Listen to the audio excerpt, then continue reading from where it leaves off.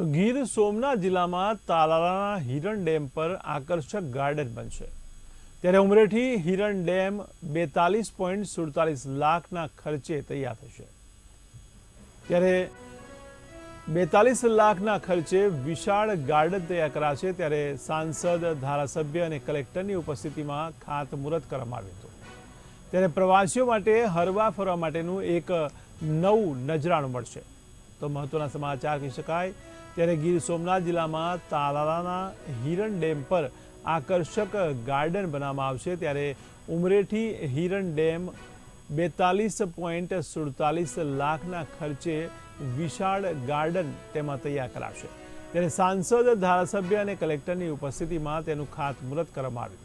ત્યારે પ્રવાસીઓ માટે હરવા ફરવા માટેનું એક નવું નજરાણું મળશે ત્યારે ડેમ ઓવરફ્લો થશે ત્યારે એક અદ્ભુત સુંદર નજારો પણ જોવા મળશે।